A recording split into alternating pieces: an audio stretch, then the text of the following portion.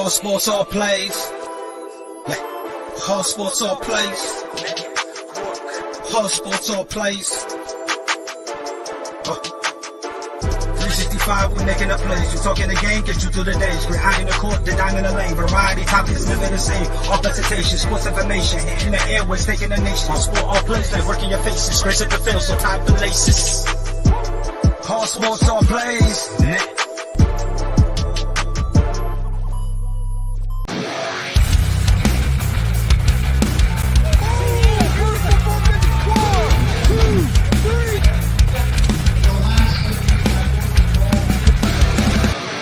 That'd be absolutely devastating.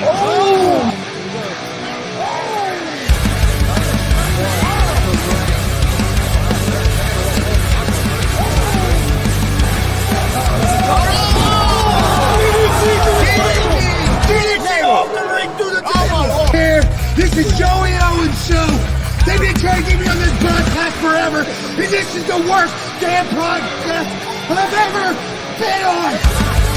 So you all can kiss my ass while I win this match.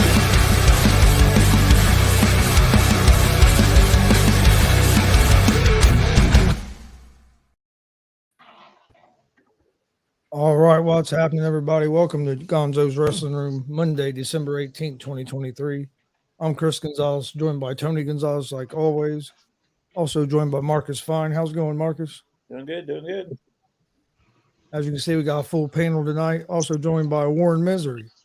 What's up? And we're joined by my son, Austin Gonzales. How's it going, Austin? What's up? And then for the first time, we have Mr. Rampage Raddison on. How's it going, Rampage? It's going. How's it going? Okay, guys, we're going to get started, and we're going to start off like we normally do with our recap of the weekend for and the last week for pro wrestling. But we'll start with the shows that Marcus went to on Friday and Saturday, WCWO and BMFX. All righty. Full houses for both nights. Loud crowds for both nights. It was a good weekend for wrestling. So, of course, we didn't make it yesterday because Kelly, but you guys can cover that one. So, Yep. All right, Friday night. Zay Gates defeated Dex Royal to retain the WCWO Gunslinger title. Jake Elliott defeated Jake Phoenix. Jackson Morgan defeated Logan Myers, which I thought was kind of a interesting turn that they let Logan lose. But the highlight reel defeated David Light and Rachel Armstrong. Hidori defeated Brody Botkins. Pogo and Scarecrow defeated D-Buck Sexton and TJ Powers. My match of the night, IK3 defeated War Ready Maliko. And Savage Love defeated Jordan James and Kenneth James, and they are now the new WCWO Tag Team Champions. Real quick, Marcus, a big win for Zay Gates. I mean, beating Dex like that because Dex was kind of his mentor, a year and a half ago. Yes. So a big victory for Zay. Hey, and you know how he done it? Yep. He hit that frog splash, which has become an art, a beauty. That kid's good. All right. Now I may have trouble with some of these names. Saturday was in Lafayette for BMFX, seeing a lot of new people.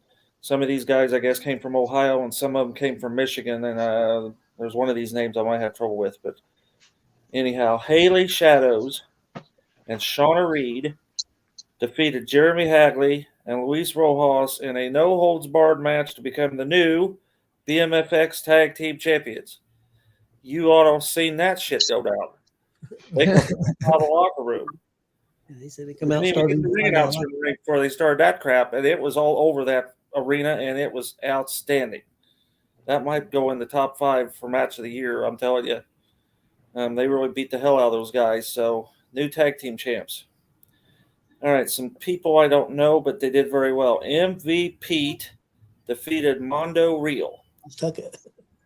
James Fury defeated Sam Aljami. I'd say maybe one of my matches of the night. Joey the Kid Owens and Michael Elgin defeated TJ Powers and Blake Money Wright.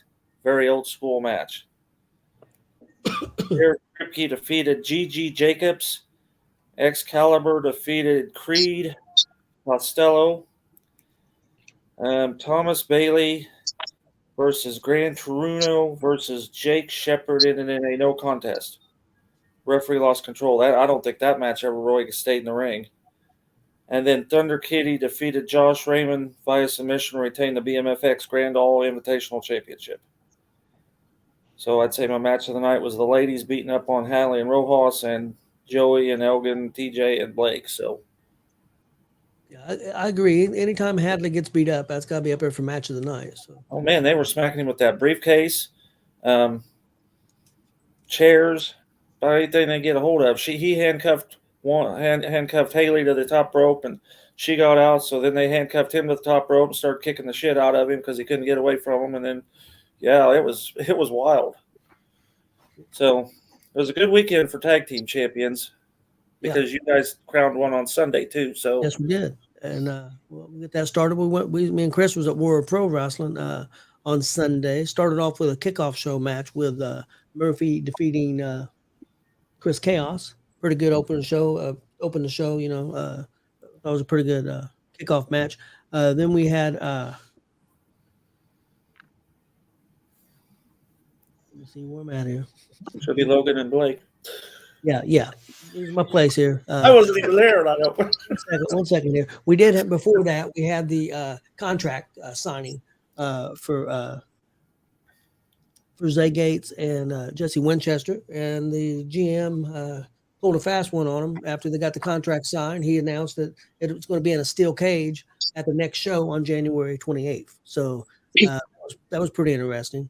And then we had Logan Myers hit the ring wanting a rematch with Blake Money Wright from what happened from the month earlier. And Blake granted it and attacked him. And the match got started, and it ended very quickly. Blake Wright continuing to be champion. I don't think Myers knew what hit him, so we'll see where that goes from there. Next match on the show was Jackson Morgan against Hammer.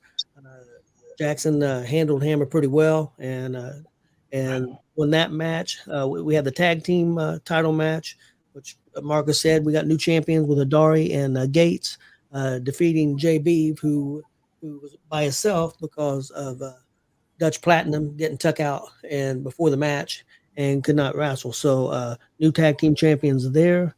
We had Scorpion with the help of Santa Claus defeating Hadley, which I know Chris is upset about that because he thought Hadley got cheated. And then we had Cecil Cerveza with a huge victory over Jared Kripke. And Kripke going ballistic afterwards and attacking Cecil. So we'll see how Cecil's doing in the future because he took a pretty big beating. That took a chair around his neck, got stomped on. And then in the main event, we had Zay Gates and IK3 against the Buck Sexton and Jesse Winchester. And Zay Gates and IK3 came out on top. My match of the night, very close. I'm going to give it a tie between Cecil and Kripke because I thought that was a big win for Cecil. And then the main event tag team match. I think them, for me, were the best two matches. But whole show was good. A lot of storytelling, a lot of setting up things for the future. So a lot of storylines. So I thought it was a good show. Chris, what do you think? No, I thought it was a good show. Started off with a bang with the way the Blake Wright and Logan Myers match started. Well, of course, you had, like you said, the contract signing and all that. That was cool to announce that match. I'm looking forward to Winchester and Gates in the cage. Both them guys have been kind of on fire here lately. Winchester's came back off that injury and looked good, and then Zay Gates, he just keeps getting better every time we see him. Yeah, and then I don't know what changed with Blake. He said he's going to do things the right way. Well, I think he did it the right way. He backed his old ways, so I don't think Logan knew what hit him. No, I thought it was a real solid show. My match of the night was the main event. I agree with you. That Cerveza and Kripke match was a good match. I mean, there wasn't a bad match on the card. Very, very good show. But I enjoyed that main event with IK3, Zay Gates, and then, of course, Buck Sexton and Jesse Winchester. Yep, that was a real good show. Okay, real quick, we'll get our other stuff out of the way, and then we'll get started to our topics that we're going to be discussing. First of all, Monday Night Raw, pretty good show, building a lot of stories. McIntyre, they're building him up. They're building Nakamura up a lot. And also the Creed brothers was all through that show. Thought it was a pretty good show. I thought the match was the night was the main event with Cody Rhodes and Nakamura. I thought it was a real good main event.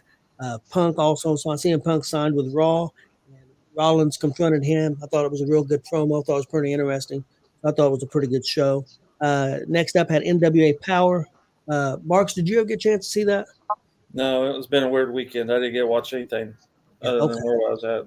Yeah, Power was pretty good this week, especially I think what helped it was taped on the road, so it wasn't in front of the normal crowd. Probably had 400 or 500 people in the crowd, maybe more.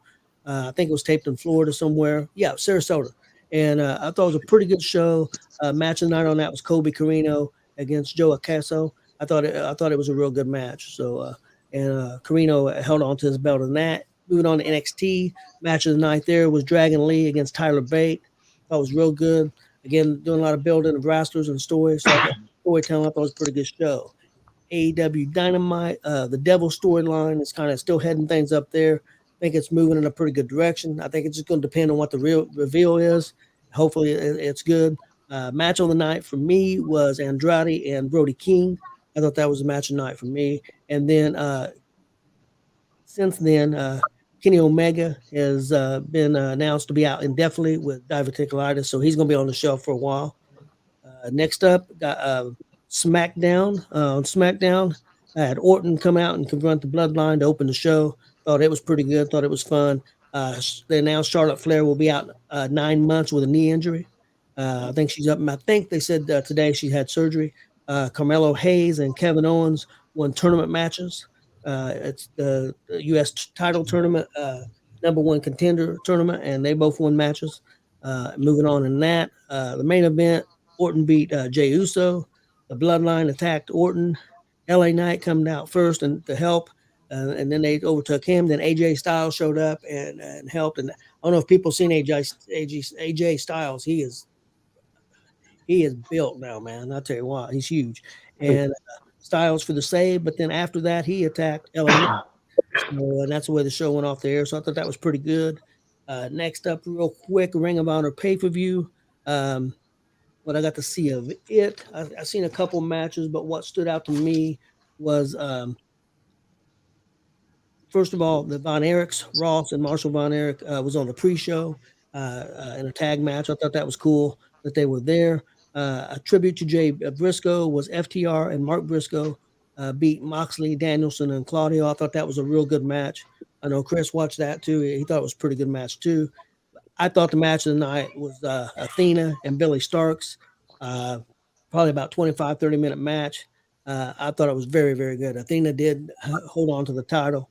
Athena is as good as anybody AEW's got, and Billy Starks has proved that she can hang. So she's, I think, just turned 19. So I thought that was a real good match. Last thing I have is Collision. Just wanted to mention one match on that show real quick. It was the Texas Street Fight with Chris Statlander and Willow Nightingale defeating Mercedes Martinez and Delamonte. I thought that was an outstanding street fight. So that's a match if you guys can check out. You might want to check it out. That was crazy street fight. Yeah, I thought it was real good. I thought it was really good. Did you guys have any opinions of any of the shows? I think you hit it head on with all the best matches of each of those shows. I watched all of them. They were all, those matches you named were definitely the best matches of the shows. Yeah, I thought so. All the shows were pretty good this week. I thought Collision was a little bit better than Dynamite. But I didn't see none of Collision. I saw some of the Ring of Honor. What I saw of it was pretty good. I watched the two matches you were talking about. I thought Billy Starks looked real good. Got a bright future. Looked like she didn't look. She looked like she belonged. Yeah, I agree. And the show of the week for me was SmackDown, just by a hair. I mean, everything was really close. So it was pretty tough for me. But next topic, and if you guys know anything or we got any opinion on it, the first thing I wanted to bring up real quick was OVW announced a new partnership with a company called, hope I'm pronouncing it right, Genvic Ventures, as a new minority ownership group. Ed Player will be the new CEO and oversee day-to-day business affairs. This will offer financial stability stability for the company, and I think it's pretty interesting. I mean, OVW with finance behind them, could they possibly get a TV deal somewhere, a bigger TV deal? What I mean, because they've got production, better production than what NWA's got. What do you guys think? I'm gonna have to see. I know if you watch the wrestlers documentary, I know that that radio talk show guy, I forgot what his name was, and the other guy were financially backing it, and they had money. I guess it just really depends on what level they could take them, pretending to higher than what the previous owners had them at. Well, them guys are still there, but they brought these guys in, and they think that this is a substantial amount of more money. So I think that they think, and plus they're going to handle all the finances. So that'll help Al Snow definitely, because he's admitted himself he's not real good with finances. So I think it'll be interesting to see what they do. The next thing was the WWE Raw TV rights and AEW TV rights. And a few weeks ago, I said that I was concerned that AEW might be in trouble of losing their TV rights. And I do know that WWE is talking to Warner Brothers, not Warner Brothers, excuse me, Discovery. And Discovery. if WWE ends up on them, I think they're going to. It's going to be bad news for AEW. Yeah, it will. I think it all comes down to money. I mean, how much is WWE gonna want? You know, like, But you it know, could- they're making okay money right now with AEW. If WWE is going to come in and want an exorbitant amount, that, you know, I'm sure they've got a line drawn where, like, we're not going to go over this amount to have the rights for Raw. So I think it's just where everyone thinks they stand money wise to happening. Because I mean, yeah, you'd be silly to not want the top wrestling program on your channel, but at the same time, you don't want to bankrupt yourself. Yeah, Let's say rob Peter to pay Paul just to have them on there. So Right. Yeah, I can't disagree with that. Also, though, that could really hurt AEW. They may get a TV deal, but it may be a lot less than what they wanted, because now there's competition. I mean, Discovery could squeeze them and say, "Look, here's what we're going to pay, and that's it. We got other options if we want to go that route." You know, so it could be interesting. And if AEW could get another TV deal somewhere else, it's going to be on a smaller network. And taking a step back could be very hurtful too. Yeah, I agree. And then the last thing before we get started, I got the Discovery Channel announcing that starting on January the 9th, I believe that's Tuesdays, we got the Micro Wrestling Federation going to have a show on there called Big Little Brawlers. And I think that was pretty cool. And I know Marcus knows those guys from the Micro I know Wrestling. those guys. Those guys are our buddies. We are big supporters of the Micro Wrestling Federation. If you've never seen, promoters need to have people watch them do their shows. Set up, go down. They do 100% everything on their own. Discovery Channel is going to go into in-depth inside of that company, and you're going to see just how hard those guys work. We're big supporters of the Micro Wrestlers, and I'm excited for those guys. So. Yeah, I think it's really cool. I'm definitely going to try to watch. I know I work Tuesday nights, but I'll try to catch it, a day or two later. Okay, guys, we'll get started with a question. Question number one I had, and when you answer, I want you to give a reason why. And Austin, I do know you're younger, so some of these guys some of the stuff I asked may be a little tougher for you, but you know most of the guys. The first question was, who had the better wrestling career, Mike Rotundo or Barry Windham? And that's what you're going to start with. Yep. That's exactly what I was thinking too. Wow. Right out of the gate with a question like that. oh, jeez. My favorite wrestler between the two is Barry Windham, but career-wise. Yeah, Mike Rotundo done more. Yeah, I mean, yeah, Mike Rotunda Biggest because change. Varsity Club and then IRS, where Wyndham had a lot of different characters and went through a lot of where like Rotunda though. I mean, I have to go, Mike. Marcus, what do you think? Yeah, Rotundo because I agree with Misery. Like he got repackaged a lot. Barry Windham got repackaged a lot, and they just never could find anything truly solid that would work for him.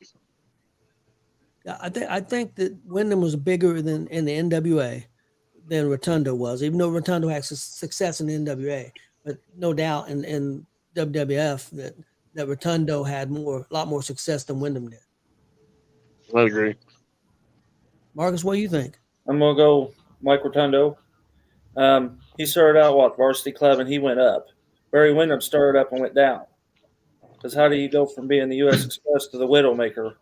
Whoopi, the Widowmaker. How long Well, that? I think he did have the But he was the WCW Four Horsemen. championship for a little while.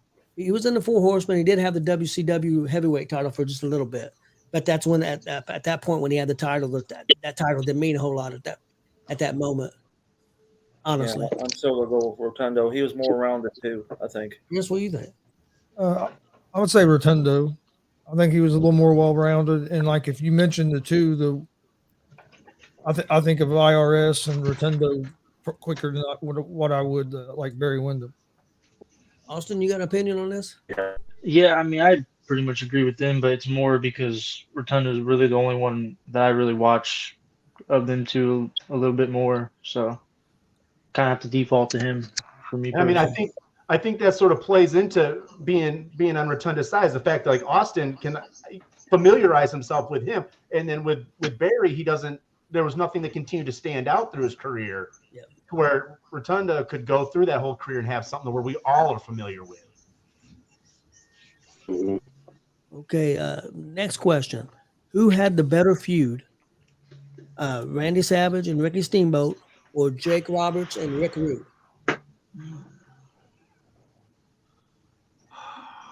Both of them were very hot feuds. I'm gonna go with Savage and Steamboat only because they outshine WrestleMania 3. The Root and Jake was really well bringing in his wife and all that, but I think if you're going to bring anything up, most people are going to remember Savage and Steamboat because of what they did, and that's the feud I'm going with. I mean, yeah, I think that too. I mean, Savage and Steamboat for the pure wrestling and that's exactly what I was going to say. To the ring. Yeah. I mean, yeah, the outside stuff with Jake and Rude was great. I mean, his wife's face on the tights is the most familiar thing with all that. But when it came to the wrestling, you don't remember the wrestling. Savage and Steamboat, you remember that wrestling, and that's where you're like, that's where the feud you feel because there was so much more behind that part. And you had the thing with you had the thing with Macho Man hurting Steamboat, and Steamboat had to come back from the injury, and so yeah, it's pretty close. What do you think, Chris? Oh man, I think it's close, but because I think they both brought a little something different. I think with Steamboat and Savage, like them guys are talking about with the wrestling, and you got a little bit more of the shock factor, maybe a little entertainment with the other one, Rude and can't think of the name now. Roberts. I think that was they had a little more of the shock factor, maybe a little more of the entertainment. But when you go to the wrestling, I'll go with Steamboat and Savage. Yeah, that's best said right there. Austin, you got an opinion on that one? Yeah, I will say that Savage and Steamboat were definitely, to me, the pick for that because them two are the two that out of that generation of wrestlers that I've continued to still want to watch those, especially Steamboat. I think Steamboat's one of the best ever, and he's way before when I started watching, so I'm definitely that. Okay. Next question. Did Rampage get a chance? Yeah, I think Rampage did. Didn't you, Rampage? I agreed with pretty much everybody. I think the story-wise, Jake and Rick was was top tier wrestling wise. Savage, Steamboat, hands down. Okay, next up, who was better at getting heat, the Four Horsemen or the Fabulous Freebirds? Depends on where you're at. Yeah, I was going to say the demographic. That's exactly what I was going to say. Marcus took it right off the tip of my tongue. I'm going to say the Freebirds because they pretty much started a riot there in Texas. Well, they did start riots in Texas. Yeah, so I'm going to say the Freebirds. And not only did they start it even with the Von Erichs, there was riots in Mid-South and stuff with what they did to the Junkyard Dog, blinded him. Somebody took a shot at him at ringside. Somebody shot at him. So, I mean, I think heat-wise, even in the Horsemen, if you guys remember when the Four Horsemen very first, Arn made that, we're the Four Horsemen of the Apocalypse. And then the next week on TV, you had people dressing up in suits, for fans of the Four Horsemen. I didn't see too many people dressing up as the Fabulous Freebirds, even though I think they did have some fans. I think, in my opinion, I think more heat was with the Freebirds. I think Freebirds too, just because, they generated hate. They just didn't generate booze. They generated hate. Four Horsemen would generate booze, but not to the extent of where people wanted to see them get the snot beat out of them after the show. Marcus? I agree. Freebirds had it. I mean, come on, riots. Marcus' favorite thing, right? Marcus wants to see a riot. Well, riot. But anyhow, Four Horsemen stirred the shit, but the Freebirds, all they had to do is walk in the building. That's all they needed to do. That's true. So, any of them. Yes, Hayes just had that strut that when he's come out and strut. You just want to slap him every time you see him. Yep. Anybody else? I can't really add much to what they're saying, to be honest. I will say I've never been a big fan of what I've seen of Freebirds, so I guess I'll pick them just on that. I guess they're doing what they're supposed to. Take him off the feet, Chris. He's done. I'll get to a question he's going to know. Okay, here we go. Number 4. Who's better overall? That's total package in the ring, mic, everything. Chris Jericho or Kenny Omega? Chris Jericho. Jericho. Easy. I mean, Jericho mic-wise, Jericho mic-wise. Yeah. Doesn't stand a chance. Austin came out quick. Overall, quick. I like Omega, I really do. And in the ring, both in their primes, I mean, maybe he has a shot in the ring with him, but overall package, he really can't really touch Chris Jericho, in my opinion. Nope. Chris, I agree. I agree with Austin and Rampage. You knew that, but you knew that as well because Omega is good in the ring, but I've just never got the hype all around him. He's never got me like that. Where Jericho, I mean, he's been doing it for 20, 30 something years, and I'll still watch just to see what he's doing. Omega's fantastic in the ring. There's no doubt about that. But I've never seen him do anything really great on the mic. I'm not saying he hasn't done anything, but I haven't seen it. Right. And the fact too that Jericho continuously reinvented himself and never got stale. I mean, we can go all the way back to WCW, the man of 1,004 holds, him in the ring with that long list of paper, hold 1, arm bar, and then he just went down. And then now we've had the Y2J, and we've had the list of Jericho, and everything he's brought to AEW. And I'm a huge Omega mark. I mean, I am all about Kenny, but when it comes down to it, Jericho definitely the better all around. This might be interesting. Better overall, Young Bucks or the Hardys? Hardys. Yeah. Young Bucks does too many. The only problem I have with the Young Bucks is they do too many moves it should be finishing moves, and then everybody always kicks out of them. I just think it's overrated. The only thing with I agree with Rampage on this one. With all 4 of those guys, though, none of them guys were really super great on the mic. Matt probably the best out of the 4. Matt Hardy probably. Yeah. In terms of like character work, Matt's the best, but in terms of just being able to just capture a crowd. Jeff didn't have to do much. Oh, All they, natural charisma. Yeah, Jeff has a natural charisma. I agree with that. And once again, I'm a huge Bucks fan, but I definitely would have to go with the Hardys just because where the Bucks, like Rampage said, yeah, they have these really quick, like, you're like, how are they? This should be finished, Meltzer drivers and the super kicks and all that stuff. The thing I liked about the Bucks was how they could do the moves and they could talk while they were doing it. They'd talk trash while they're doing it. But then you look over at the Hardys, and the Hardys could not only do the flying, but they had the TLC matches. They had a lot of other different styles that they could bring when the time was right. Where the Bucks, I hate to say one trick pony, but it was sort of, that's what you knew what you're going to get with a Bucks match. Hardy's match, they could really adapt either way. Yeah. Marcus, you have anything? No, I agree. Parties have it. Like you said, you don't know what was coming. I've got a bonus question. I want to get you guys' opinion on something I heard today.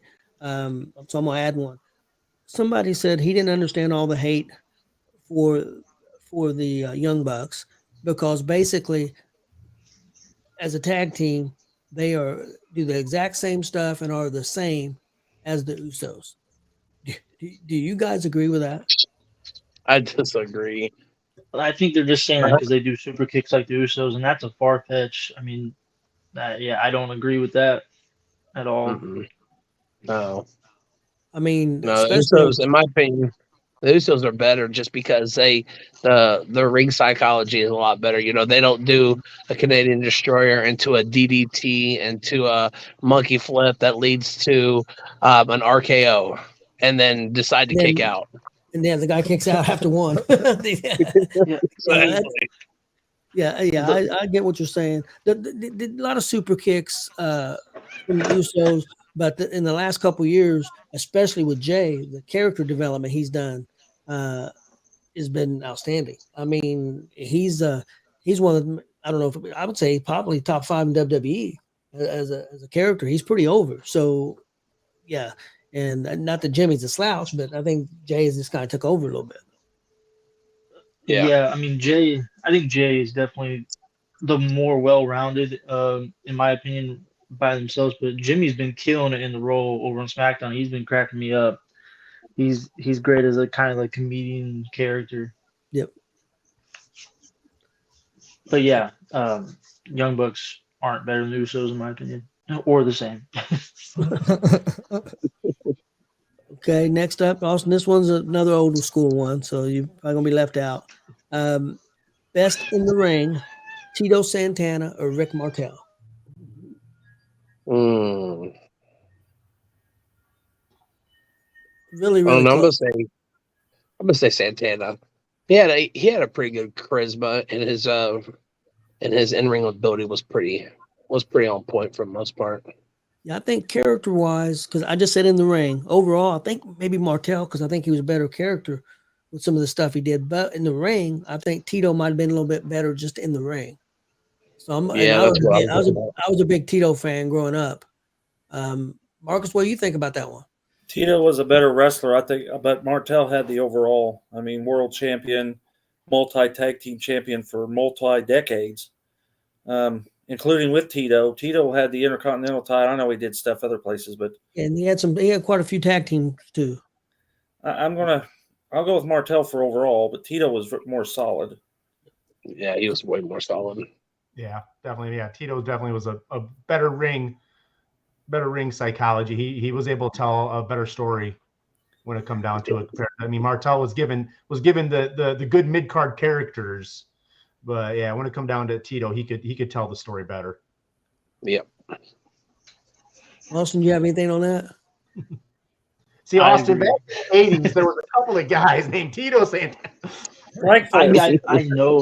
I know of all the names you're saying, but just for me, I don't find myself going past much before 95. To be honest, for me personally, I just don't find myself going past that as much. So, okay, next one up, guys. Who was better overall, Junkyard Dog or Ron Simmons? Ron Simmons. Yeah, Ron Simmons.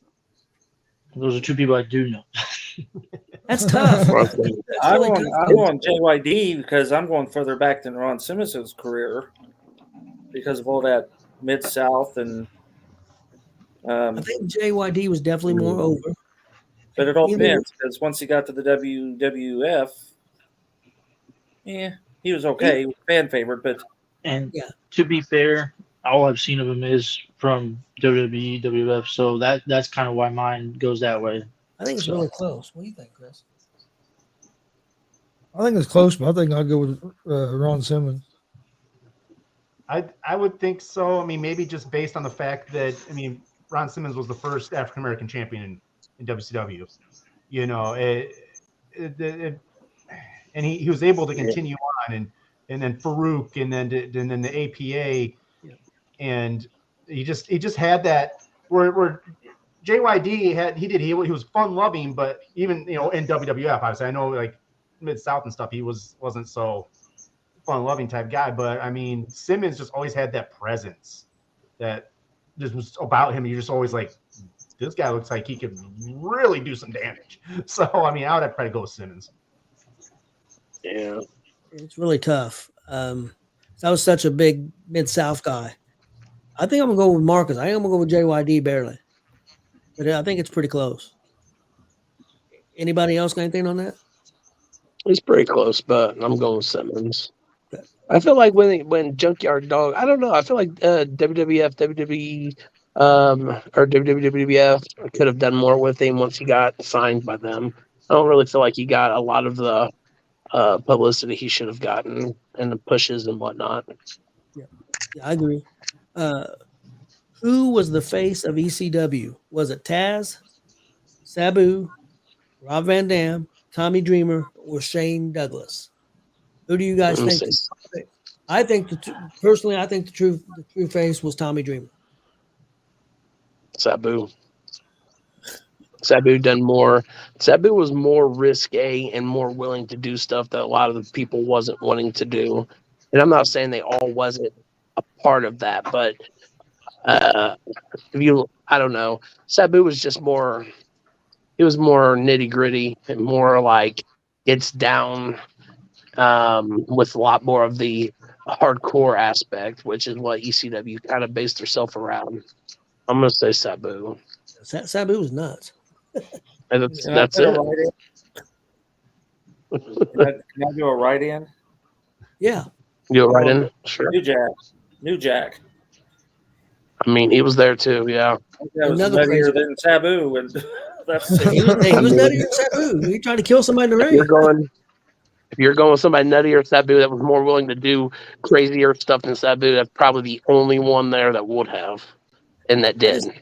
The reason I say the face for Tommy Dreamer, I think because he was there from pretty much the beginning, and he was the last one left. I mean, I think he left. I think he went to WWE after it closed down. He was there from the beginning to the end. I just think, and he had to win the crowd over when he first came in, because when he first came in, he was a baby face who wore suspenders, and they booed him out of the place, and he became a big fan favorite, and he never wanted to win the world title. He always wanted to be the underdog. That's why I think Dreamer was the face of the company. That's my opinion. I don't think there's. I mean, I think you can make an argument for about any of them. Douglas, I don't know, but Taz, I think you can make an argument for, and I think you can make an argument for Van Dam too. Yeah, I can see a Dreamer I can see being the face. I mean, for me personally, what brought me into ECW, I always consider the face of ECW is the Dudley Boys. But when you talk about just because he did, Dreamer did, he bled that he bled that promotion. He was all about that promotion. He lived that, and all those guys could. And I mean, even with Shane Douglas, because not only was he the guy that threw the belt in the trash, but he had with Bam Bam and he had the three guys, the Jersey trifecta. He had Shane Douglas had a lot in there too, but I mean, Dreamer just because he began and lived that promotion. What do you think, Chris? I would say Dreamer, just because if I think ECW, I'd be usually that's the first one of the first names. Dreamer, the Dudley Boys, were were the ones over there I was the biggest fans of personally as well. So Austin, you got an opinion on that? I will also say Dreamer just because I didn't watch much of the original ECW. I've watched some stuff, but just in terms of when I think of ECW, uh, that's who I kind of think of. Everybody else you said for the most part are people I think of them. I don't really think of ECW like RVD. I don't think ECW first. I knew he was in it, but Tommy Dreamer, I think he Warren said, I think he lived it. That's when you bring up ECW or Tommy Dreamer, I mean they're right there with each other. So yeah, I agree with that. But in my opinion, RVD is better than all of them. How to get that in there? Yeah. Could we maybe say Joey Styles is the face of ECW? I mean, Well, people might say Paul Heyman. Joe Gertner while you're at it. Joe Gertner, I love him, the quintessential stud muffin. Marcus, I want you to answer this one first. I think it's a real tough That's one. scary. Who was more over, Dusty Rhodes or Bruno Sammartino? Bruno. Bruno. Yeah, that was an easy one. Bruno. I don't know. Dusty was. I mean, Bruno was over. I mean, and especially in the eastern states, you can't get no more over than what Bruno was. But Dusty was really over in the South, Florida, Georgia. I think it's pretty close. I'm I'm a big Dusty Mark, too. I'm a big Dusty Mark, but I'm a big Bruno fan too. Yeah, Dusty's probably your all-time favorite, isn't he? Right. Yeah, right there. I will admit, I don't really, I haven't seen a lot of Bruno when Bruno was doing his thing, but I do know that you do hear a lot of stories when it comes to Dusty of young men talking about, I watched my dad watch this guy and how he was a grassroots guy and meant so much. And I think that reached deeper and how Dusty was able to really get into the heart of America and those blue collar guys and how he pulled in more. Where I didn't see a lot of Bruno, but I've heard always stories of just guys talking about how I watched my dad love Dusty because he was just like him, going son of a plumber and this and that, So I think maybe Dusty. Marcus, how many times did Bruno sell out Madison Square Garden? It was like 200. 200. Yeah, 256 times. 14 years as the face of the WWE. I mean, yeah. Yep. What do you think? Yep. I'd have to say Bruno just because I know all the numbers and everything. I'm disowning you. Come get your dad. You're both off. Like as far as like me, I didn't get to watch a lot of like that time of Bruno and experiencing it. I got to experience a little bit of Dusty. So Austin, you know what your answer better be. Dusty resonated with me more, but I think if you go just by being over, I mean, just like you just said, if you sold out Madison Square Garden over 200 times, that's hard to compete with. And Bruno wrestled all over the place too. I mean, he wrestled in Indianapolis with Dick the Bruiser. He was all over the country too. So when Japan, all over the place. Austin, what do you think? It's a loaded question, Austin. You better answer right. For me, I mean, I think in terms of back then, it seemed like Bruno was more. I mean, how long he was able to hold that belt. He needs to ride to work in a couple of days. He knows very side. But in terms of being over forever, one person, in my opinion, for me at least, I've always heard Dusty's name.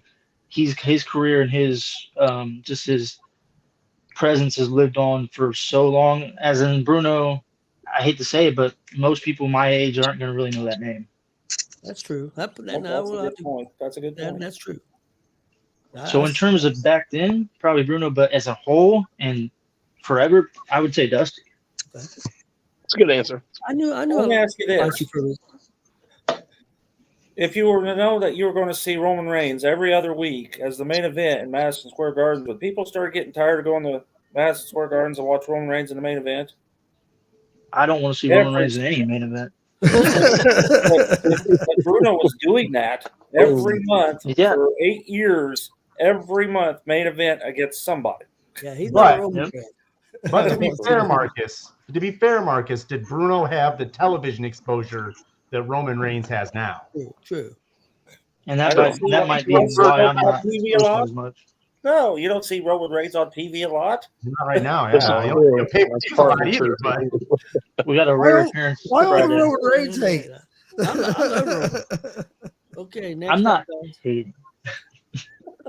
Next up, who had more heat? Jake the Snake Roberts or Rick Rude? Jake the Snake Roberts, hands down. That was an easy one. I agree with Jake Snake.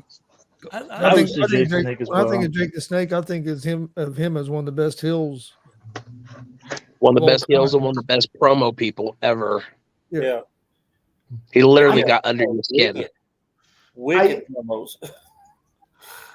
I want to go with Rude just because. When did you ever see Rude as a face? Jake had time when he was a face. Jake had time when fans cheered him. Rude always had people booing him because of his little shtick of bringing that woman in the ring and him insulting all of the people in the, all the men. And I mean, I won't disagree though. I mean, yeah, Jake was an unbelievable psychologist. Oh my gosh, that was insane. But I think Heat though, it just was always Rude. Whenever you saw Rude, you knew he was going to do something horrible. Right, but hitting on what you said with the unbelievable psychologist, that's what made Jake better, in my opinion, because even though he spent most of his career as a heel, no matter if he was heel or face, you believed it. I mean, honestly, too, without Jake, we wouldn't have Austin 316. So I mean, It's true. his little heel thing there sort of did bring that into effect. So, Marks, you say Jake too? Yeah, Jake. I think so. I liked Rude a lot as a heel, but I think I'll go with Jake. and I'm honestly, Rampage convinced me. I can go over to Jake. He convinced me. Good argument, Rampage. Good argument. Austin, you got an opinion on that?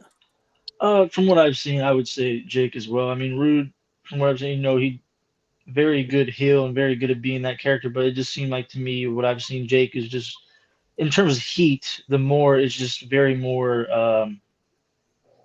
could be towards like hate instead of just booing somebody. So yeah, he could pull you in any direction and make it believable to the point where you question if it's real or not. Yep. And if you have to question that situation, to me, that's what puts it over. Well, like Jake tells a story that he had that snake still pissed off when he went in the ring with Savage and had that snake bit Savage. He did that on purpose. He had that snake pissed off, and that snake bit the hell out of Savage. Okay, Austin, these next three are going to be more guys that you're going to know. Who is better overall, total package? AJ Styles, Daniel Bryan. Daniel Bryan. In terms, for me, I think AJ Styles is great in the ring, but I think Daniel Bryan's better. He's more versatile. On the mic, I think Daniel Bryan showed. I think he can do both face and heel better than AJ. So, for me, it's Daniel Bryan. It's crazy to hear him say that because he used to. I did when I was like 12. Stand Daniel Bryan back in the day. Yeah, 12 years ago when I was a big Daniel Bryan, but he sucks. I still can't convert him on Ric Flair. He's still against Ric Flair. I don't know what the hell's wrong with him. I'm never going around that. What do you guys think? Daniel Bryan. I mean, really, what more can I say that Austin didn't already say? I mean, I think he did hit that proverbial nail on the head for me. I love AJ, and I think AJ's done a lot more. But when you talk about all around, yeah, I feel Daniel Bryan. Yeah, I'll probably agree with Austin. That's a good argument. It's interesting, but if Daniel Bryan just wrestles Ring of Honor, never goes to WWE, I think AJ Styles would have been bigger because his career was better than in TNA, more viewable than Ring of Honor. So I think without WWE, I don't know if Daniel Bryan would be bigger than AJ Styles. Fair argument. That being said, I think I'm going to go with Daniel It Bryan. happened that way. But it's really close. It's really close. I mean, I don't think I could. If somebody tells me I think AJ Styles is better, I really can't argue with them. It's close. I mean, I think it's like Austin said. I think the mic work and the heel work is what put Daniel Bryan over. AJ Styles was okay on the mic. He was an okay heel, but Daniel Bryan was definitely a better heel. Better on the mic and heel. And his face run is one of the biggest face runs ever. Yep. Yeah. Marcus, what do you think on that? I go AJ, but I'm an AJ mark, so I love it. a biased opinion. So Yeah. Did you give a Daniel Bryan. see, I got moved out. I didn't even say it, so I was on better This is the overall? only time. It's the only time in this podcast I disagree with Marcus. The only time. That's why I didn't say a lot. I'm going to win this one. Better overall, Sheamus or Drew McIntyre? Oh, I'm gonna go Sheamus. Oh, that's a tough one. I'm not gonna lie. I think they're very similar guys, man. I'm gonna go Drew. He went to another promotion, was able to carry a title. Yeah, but Sheamus didn't have to. Drew's underrated. I think I'm gonna go Drew. I think Drew could have had more and should have been getting more. And the more he's getting now, I don't think he's going to be enough. I think he should have. I think he should be. Yeah, I'm gonna go Drew. Yeah, I go Drew too. Same reason. The pandemic screwed Drew. Yes, I agree with that. Yeah. He never got his real WrestleMania moment, which sucks. But also, though, saying that, Sheamus, when the pandemic and then the year coming out of the pandemic, he was one of the MVPs. He was on TV every week too, and he's so hard hitting. Both of them, but I love watching them two wrestle because they just beat that shit out of each other. Well, they're super close. Yeah, they're real close. I'm Austin. It's tough. I think I'm gonna go with Sheamus really too. close. I think I'll go with Drew. Again, man, what the hell's wrong with you? Well, Drew, I think it's hard. What hurts him is we didn't get to see the fans' reaction to his title run because of the COVID. But I think if you add in his talent, and I think they should already gave him another run so he could have had a run with fans, which now I think it will get because there's so much talent over at WWE right now. But Sheamus has been there longer, so it's hard to compare. Because of that, we've seen a lot more of Sheamus, but I would go with Drew.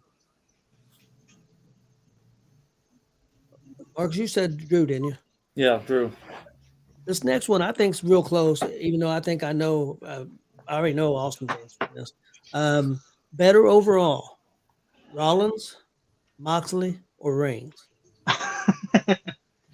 That's not close. It's set by far. I'm sorry. You can argue all you want with Roman's great heel work, and he's great on the mic now. Fish Richard's great. In the ring, though, he doesn't touch Seth. I think Seth's just as much as good in promos for him. And he's just more overall, he's better than both of them. And Moxley's not even in contention. So I think Reigns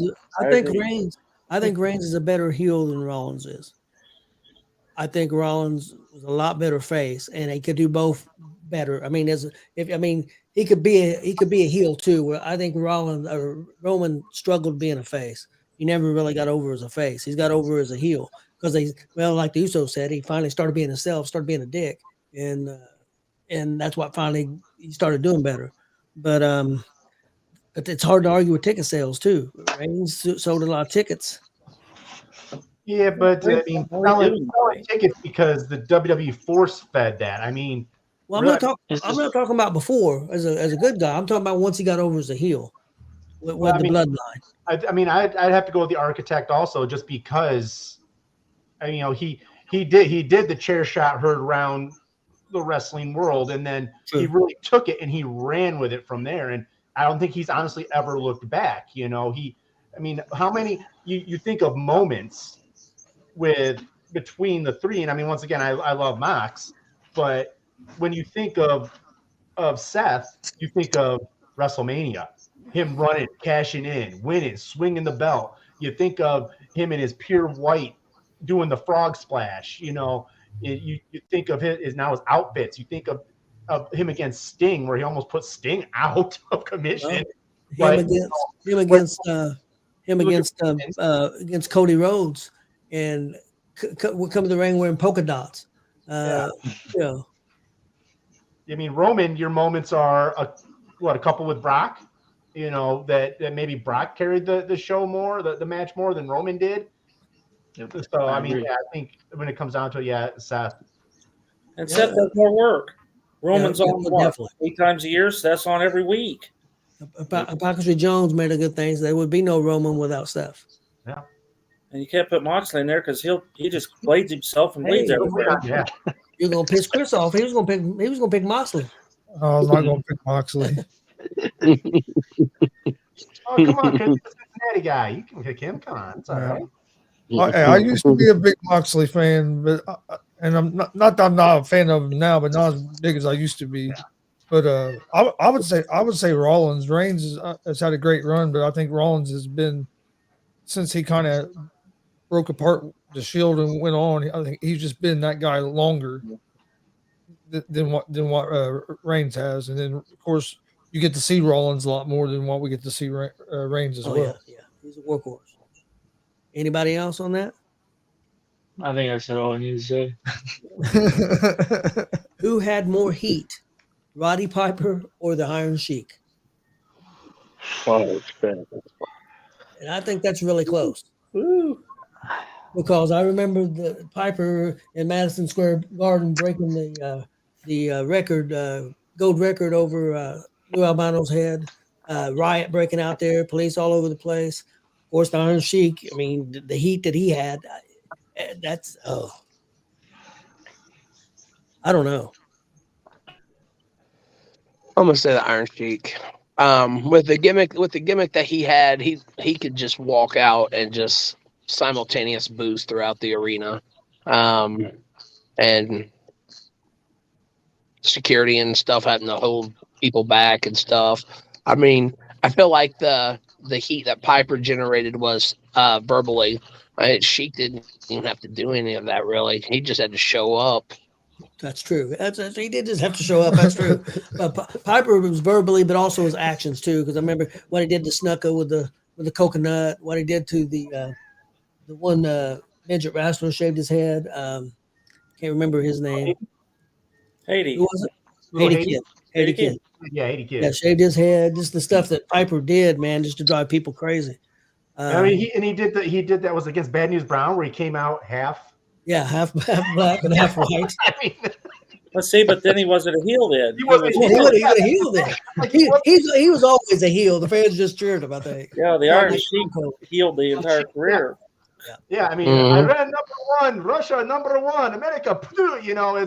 That's all he had to do, and boom, the place was exploded. Have you ever heard him on Howard Stern talk about Hulk Hogan? Oh, yeah. Hulk Hogan. Yeah, there was. He said it. Did he say it? He said it. Yeah. Not only did he say that, he said where he was going to do that. Yeah. Oh, Cheeky Baby was great. Yeah, because if Piper had said that, he was in character. The Sheik said it. He freaking meant it. Exactly. He wasn't cutting a promo. He was talking facts. So. Yeah. I'm a big Piper mark, and that stuff got me a little bit more than Sheik, but I can't argue the Sheik's heat either. So it's really close, but I can't argue if somebody says Sheik. But yeah, I would say Sheik too. But he just like they had already said, he could just walk out and he didn't have to do anything. And he did it for a long time too. I mean, he kept finding the advantage of the political atmosphere of the world. Yep. Honestly, that really was what made it so good. Piper, he wasn't of those descent, so it was, he couldn't get that. But yeah, just to have that general bit at that time. Yeah. Austin, what do you think? Yeah, I agree. I think Sheik, for me, of what I've seen of both, I would say, for me, Roddy was very good at being a heel in character work, but in terms of heat, I think it goes to Sheik personally, just because of what all you guys have said. Okay. He didn't have to try as hard as Piper did. Better overall, complete package. Bruno Sammartino or Harley Race? Pass. I also don't know that one. Overall, I think better wrestler. I think Harley Race was. So Bruno was a bigger draw, but I think Harley was better in the ring. I think he might have been a little better on the mic. I'm going with Harley, but by a touch. I agree. I go with Harley. I think I have to defer to you guys just because, like I said, once again, I really didn't know a lot of Bruno, and I only knew Harley Race from those 80s WWF. So, I mean, I've heard stories about him, but I think when you talk about overall stuff, I'd have to go Harley. That stuff in the WWF, Harley was nothing compared to his NWA runs in the 70s. Oh, yeah, his NWA was. I'll just say Harley because honestly, I don't even know if I've seen a Bruno match, to be honest. If I have, it's because you had it on at one point, but I can't remember. I've seen Harley, so I'll have to go. That's where I'll have to go. No, one thing, you didn't want to mess with Harley. Harley beat the shit out of him. Anybody else? I have to agree with the rest. Okay. It was a hard one for me, but it was tough. Next one. Better on the microphone, Roddy Piper or MJF? Piper. Okay, Piper. Dad, what are you going to say? Yeah, Chris. I'll go with Piper. I think it's pretty close. I think I'm going to go I almost want to think MJF sat down and just watched nothing but Piper promos. Oh, yeah. No doubt. Just when you think you have all the answers, I change the questions. I mean, yeah.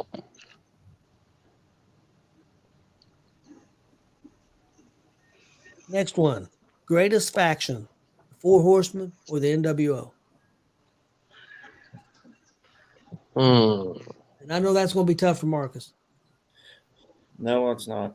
Oh, which one you taking? I'm going to go the NWO. I thought it was more well put together. Greatest factions, NWO or the Four Horsemen? Well, you're putting in a sense of. Go ahead, Marcus.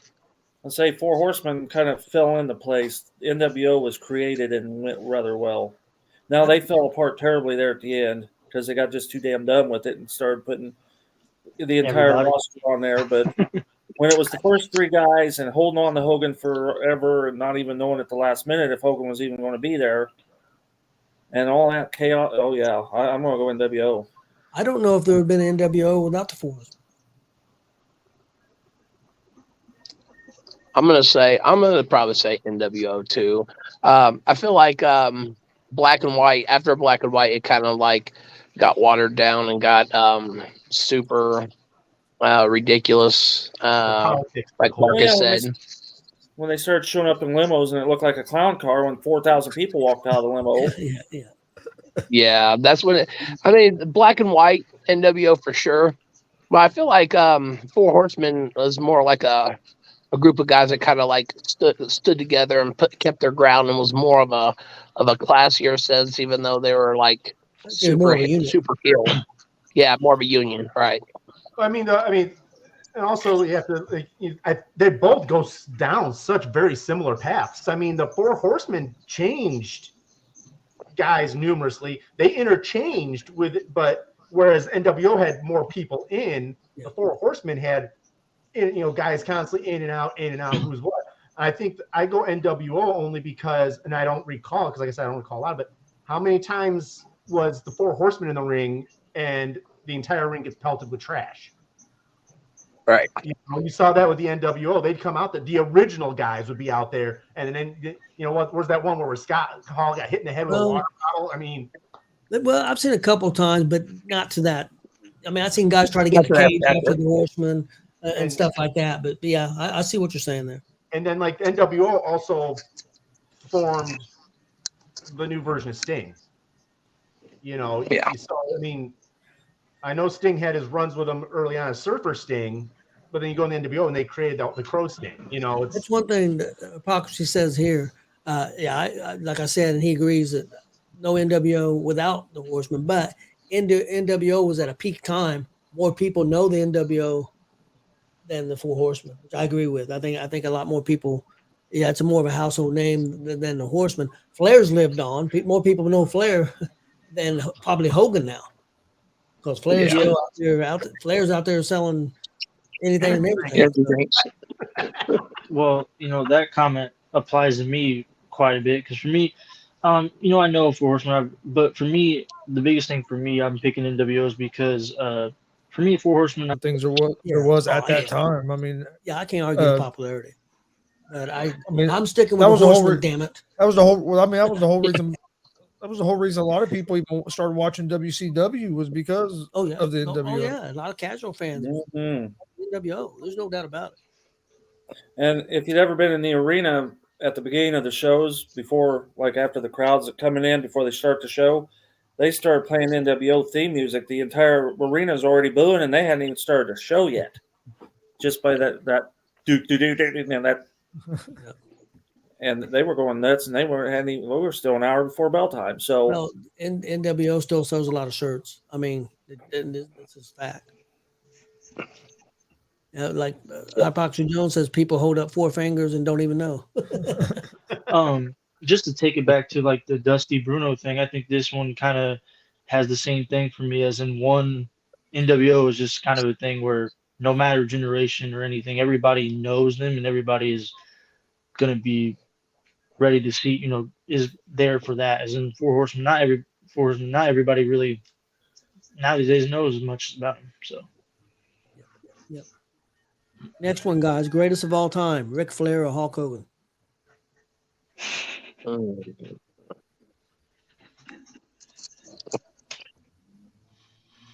I'll say mine.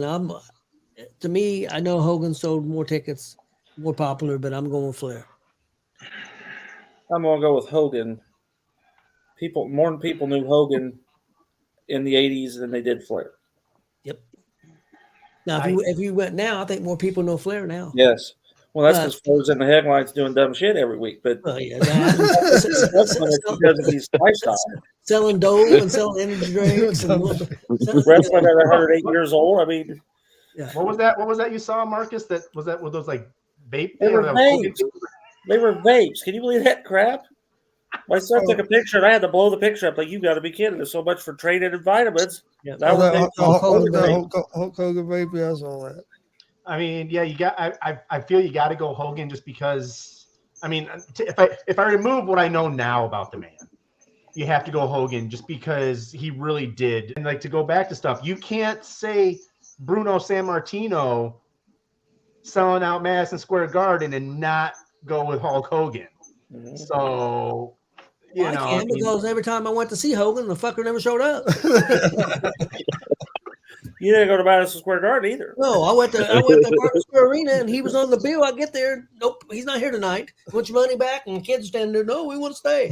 I got front row tickets, and the sumbitch never showed up 5 or 6 times. Tony don't like Hogan. It's out of spite. Tony's out of spite. And I still like Hogan, but I still think I'll die on my grave. Flair's better. And Hypocrisy Jones is with me, probably for a different reason, but I'm with Hypocrisy Jones. What did he say? He's Flair all the way. He said, fuck Hogan. He said he's an Iron Sheik mark, though. He likes Iron Sheik.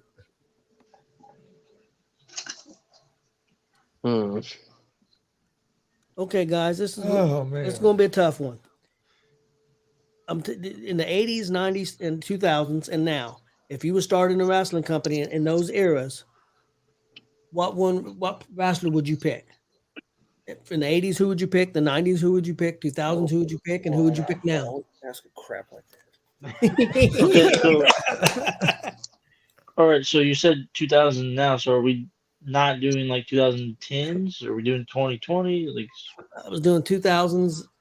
That's counted 2000, 2010s, and 20s and now. Okay. So we got 5 to pick. Yeah. What is it? 80s, 90s? 2000. 2010s and 2020. which is now. Yeah, yeah.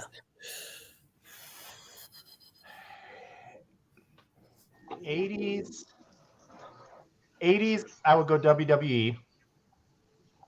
Oh, I I thought it was was going picking wrestler, wrestling. just one wrestler. Oh, wrestler. If you were Yeah, starting you're a like company, starting. you're You're starting starting one out. company. Starting your Who own would, company. who would be your guy in the Who's 80s? my main guy? Okay. I mean, 80s. You go. You're good. Yeah, 80s Hogan, 90s. 90s Bret Hart. 2000s The Rock. 2010 Styles. And now Rollins. Okay. I'll go for 80s. For me, I have to kind of defer for Hulk Hogan. 90s, I'm gonna go Shawn Michaels.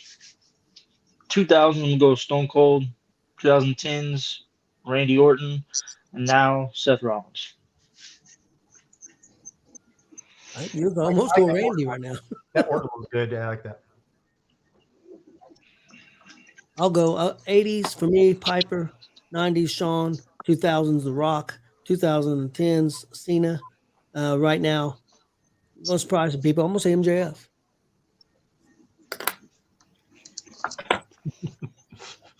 In terms of potentially, I can get behind that. I'm gonna build around him.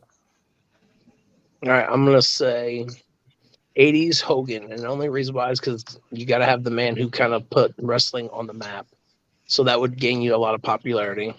90s, I'm gonna say Jake Roberts, just because promo wise he could be a good piece to push the product. 2000s, I'm gonna say Steve Austin, because he was the most over then, so then it makes the product even more marketable. 2010s, I'm going to say Chris Jericho, just because he legitimately is the best wrestler in the world. Nowadays, I'm going to say I'm going to agree with I'm gonna agree with Tony. I'm gonna say MJF, just because once the promo work of Jake Roberts fades off, you need somebody to take that spot over and push it forward. Again, a good mouthpiece. So that's mine. I like Epoxy Jones. Right now, you got Swerve. Right now, which I love what Swerve's doing. Orton for 2010, Rock for 2000, and Ron Simmons for 90s. If you think of the mix and the reasoning why I picked everybody, I think you'd be bigger than WWE at that point. Marcus, did you say? Nope. Are you ready? Yep. Hogan in the 80s. I had Undertaker in the 90s. Stone Cold in the 2000s. Even though I don't care for him. John Cena in the 2010s. And Rollins in the 2020s. That's good picks. Yeah. Chris, did you say? I have Hogan 80s, Bret Hart in the 90s, 2000 Stone Cold, 2010 Jericho, and now Rollins. Yep. Everybody go? I think so. Okay. Yeah, I was saying person I came closest with was Chris. We had 3 of the 5. Yep. Who was the better tag team? Rock and Roll Express or the Midnight Express? Which version of the Midnight Express are we talking? I'm gonna clarify. 'Cause I think the best Midnight Express was Sweet Stan Lane and Bobby Eaton. Yeah, but I'm gonna go Rock and Roll Express because they were the same 2 guys the entire run. Exactly. I mean, they've had those guys. But I agree with you. That's the best version of the Midnights. But plus, I'm kind of a mark and have met the Rock and Roll Express, so yeah, that's true. We got an autograph poster right here, so I got to say the Rock and Roll Express. Well, I got one better. I've met both sides, but I'm still going to go see.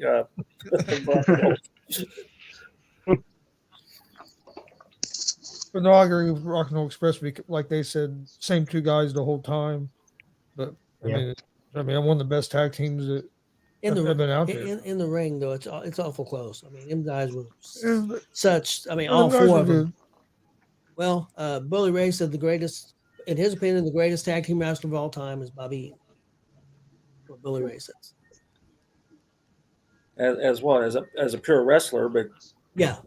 anything else, I don't He think wasn't great on the mic. He wasn't very good on the mic. Mm, Gibson wasn't great on the mic. He could pass. Morton was a lot better on the mic. yeah, Morton And- was the mic person there.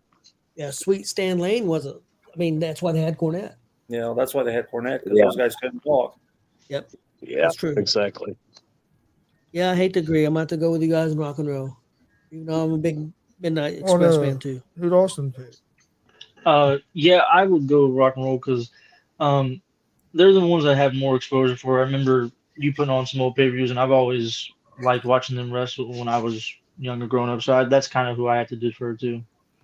And they were old men when you were growing up, so we got to see them when they were young. Me and Chris got to go to a seminar, and I was already big fans. And after that seminar, I was even bigger fans of what they taught to the wrestlers and stuff. We got to go to it too. It was outstanding. So you guys are really cool guys. Yeah, Ricky's a good man. Like I said, there at Crawfordsville, he walked right up to me that one day. I didn't know he's in the building. And he walked right up to me, introduced himself. So you don't get that with everybody else. They just kind of stay away from everybody.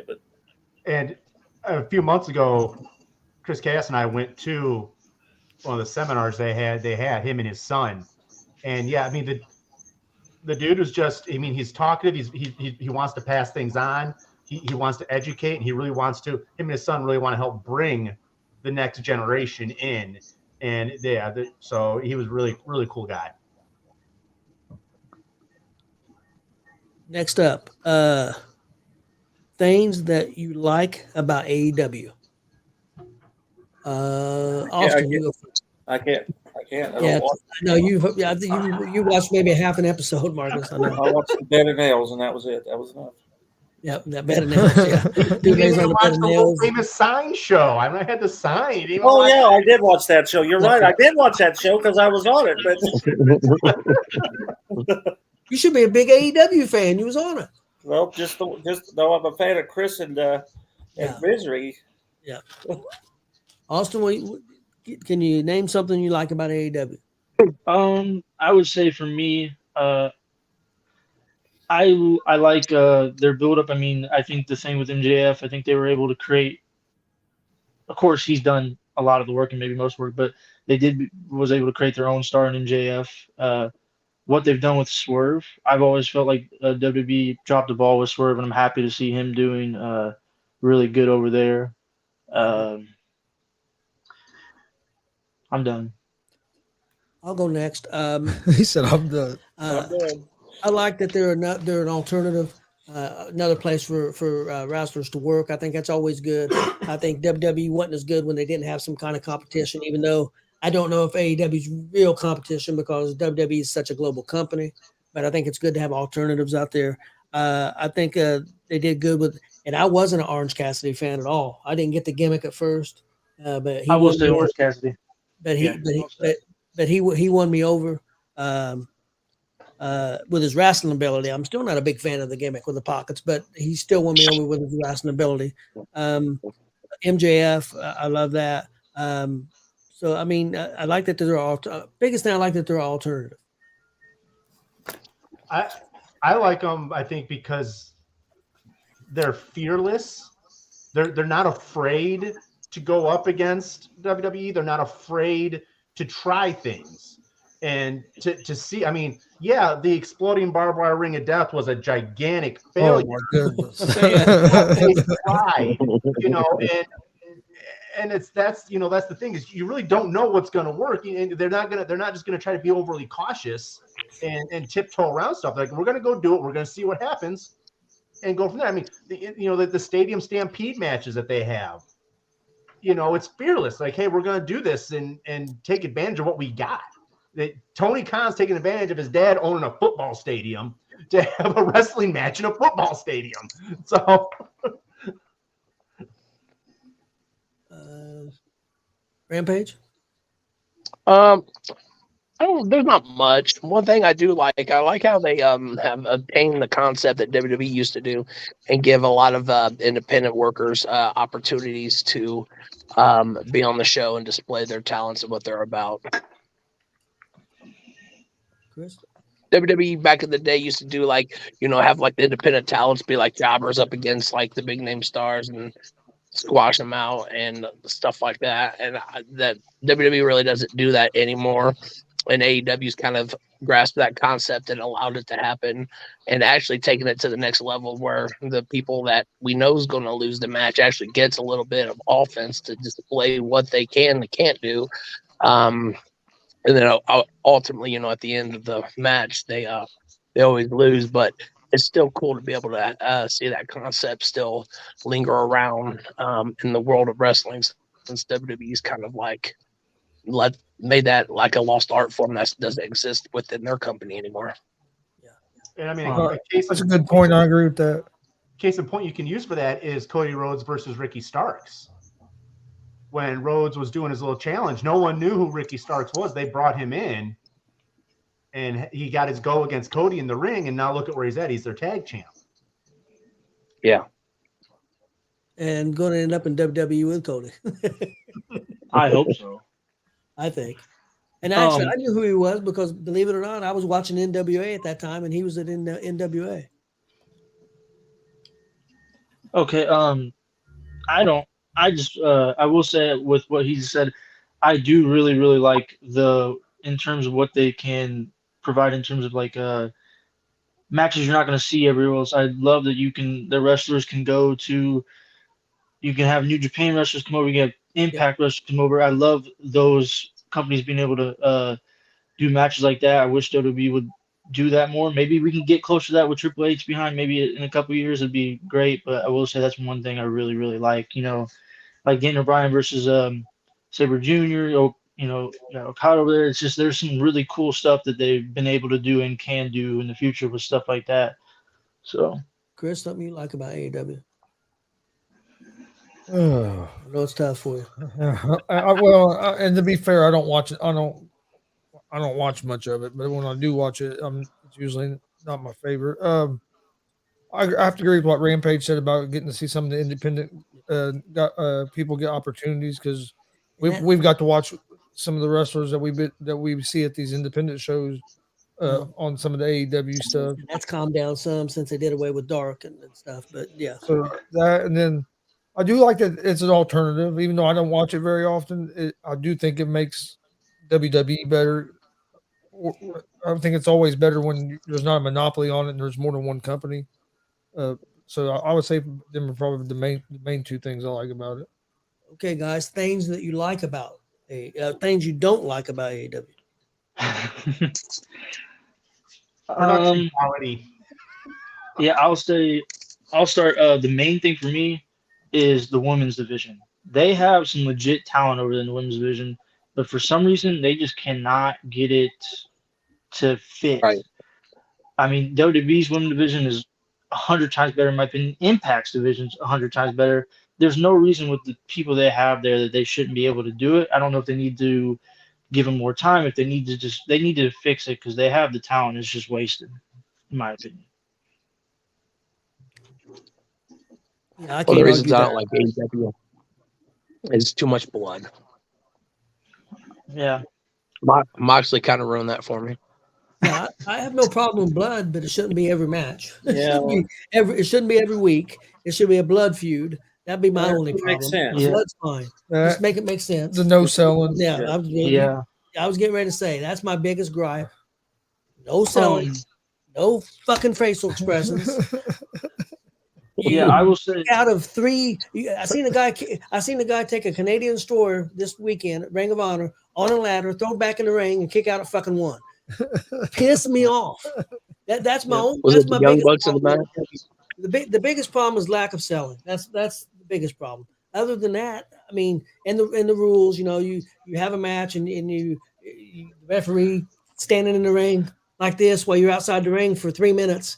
He can't count because he don't want to look like an idiot, and he's standing there looking like an idiot. I don't like that. That's my biggest gripe with AEW. Yeah. Also, I would say they've done a little better from what I've seen. For me personally, they've done a little better at building some storylines, but Yes, I they think have.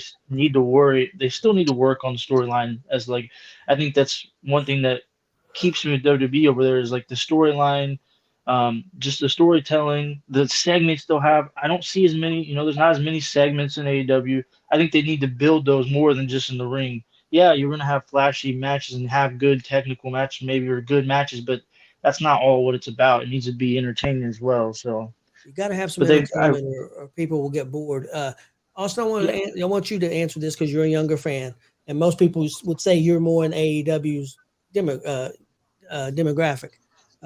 Brandon was asking, he was saying that WWE is more for kids. So do you agree with it? I mean, when he talks about kids, he's talking about young kids. Do you agree with that statement? no.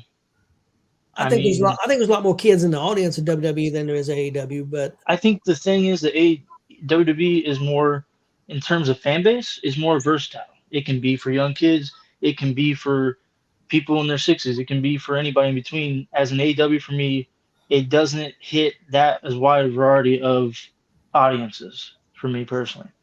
So no, I don't agree with that at all. But you know,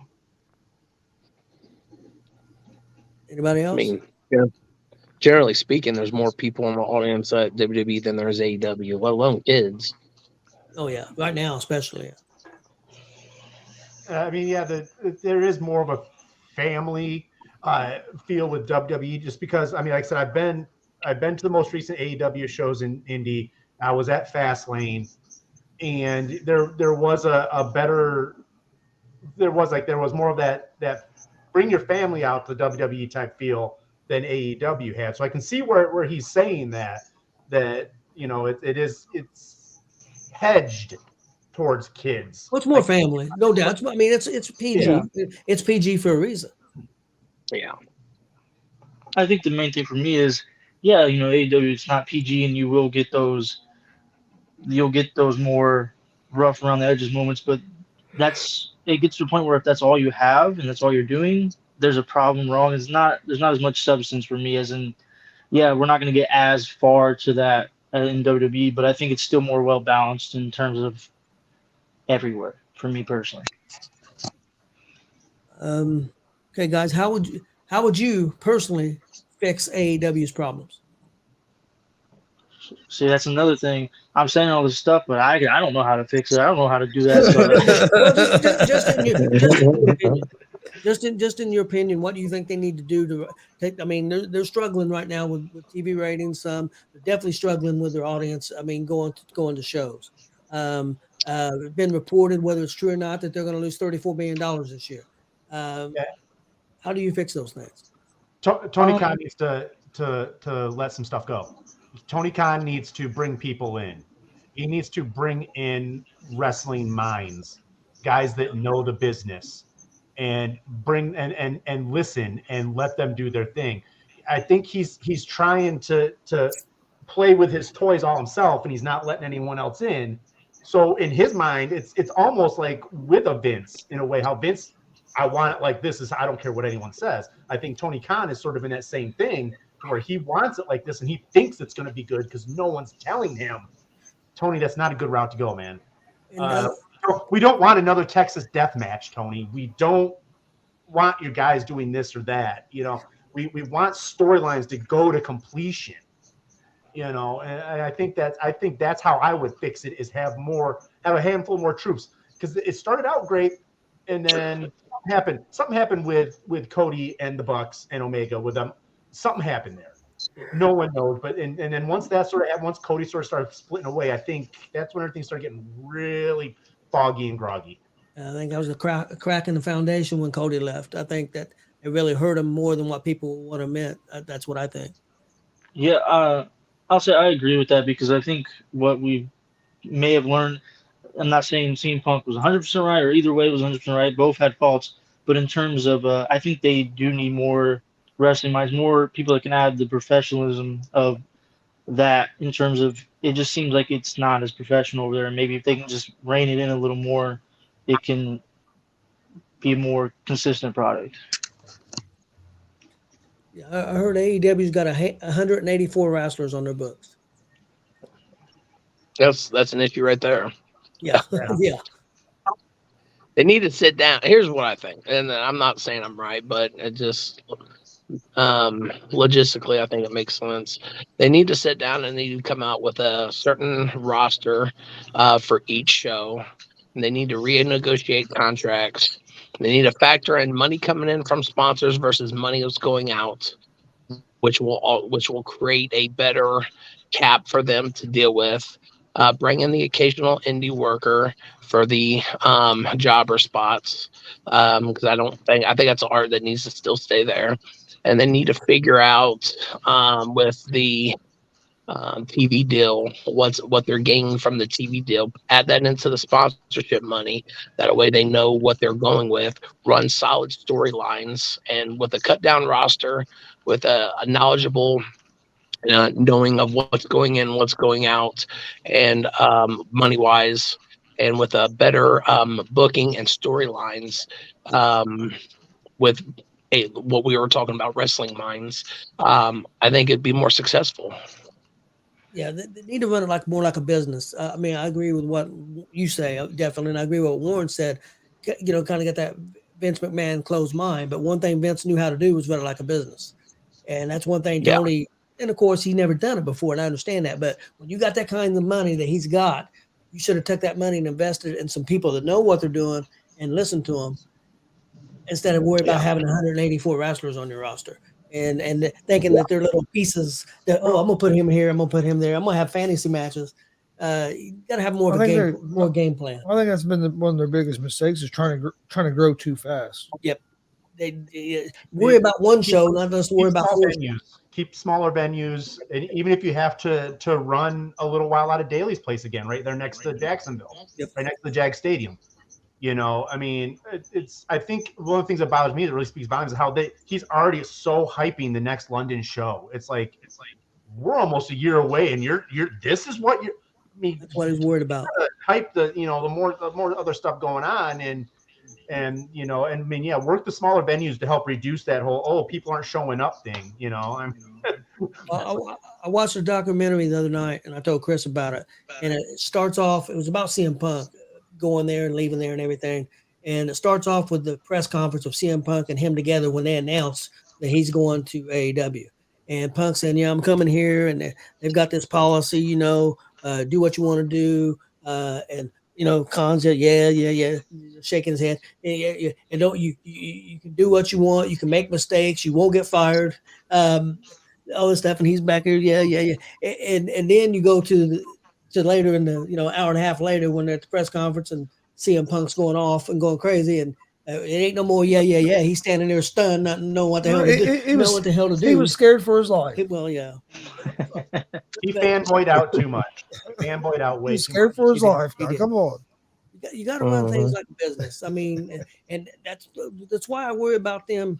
I mean, Discovery loved CM Punk. CM Punk's with WWE now. And WWE's going to make it work. Where AEW didn't make it work, they had to fire him. That's a bad look. It's a real bad look when you're going to negotiate contracts. That's a bad look. Yeah, I mean, people can say CM Punk was the problem all they want, but I can say right now, I can almost guarantee, from my opinion, I don't think we're going to have really any problems with WWE and CM Punk. They won't last long if there's a problem.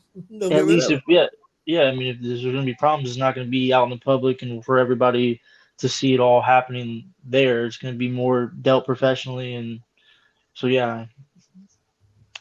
One other thing I'll say for somebody that's trying to get more into them, because I want to give them a fair shot, pay-per-views, way too dragged out, too long, too many matches. You'll have some really good matches, but then you'll have some matches that aren't pay-per-view caliber, and it kind of takes away from those really, really good matches. And I think they need to stick to more of the six great matches than have 10 matches, and half of them not be pay-per-view caliber. Yes. Yeah, and that's another thing too with their pay-per-views. I agree with Austin. Like they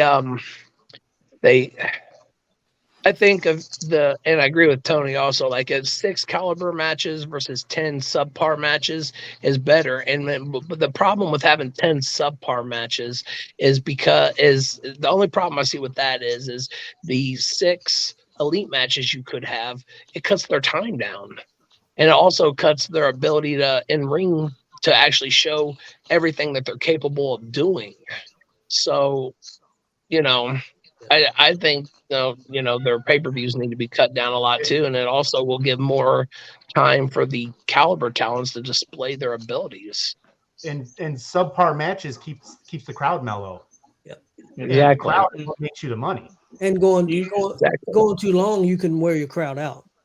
Yeah, instead of using the extra time and making your really good matches a little shorter and having these other matches don't really belong or maybe not on that caliber, use that extra time on pay-per-view to have segments, maybe building stories up or keeping some, just to have stuff other than just random matches, just to have more matches. Well, I know some people that watch Exactly. AEW will say it's boring, and because you got a lot of promos, you got a lot of, but like I've said before, you can watch a WWE pay-per-view and not even watch the product in 4, 5, 6 weeks. Ask Marcus, and they'll bring you up to date of what's going on before each match with maybe a 5 or 6 minute package. But Marcus will know what's going on going into that match from that package. And you also know that match is brought to you by either Slim Jim or Snickers. That's possible too. That's possible. Mountain Dew Pitch Black. Hey, you can't say anything about that. You watch Dynamite right now, and the whole time you got the Ric Flair root drink all over the place. I mean, it's hard to watch. All over the place. It's not Ric Flair everywhere. Did you know Ric Flair has an energy drink? AEW had a Texas Chainsaw Massacre match because the game came out. Yeah. But they made money off that. I guess that was like a 6-figure deal. Just to say, I was gonna say game, Austin plays. I like that game. That game's awesome. I love it. It's fun. Okay, guys, we'll move on. We got a few more here.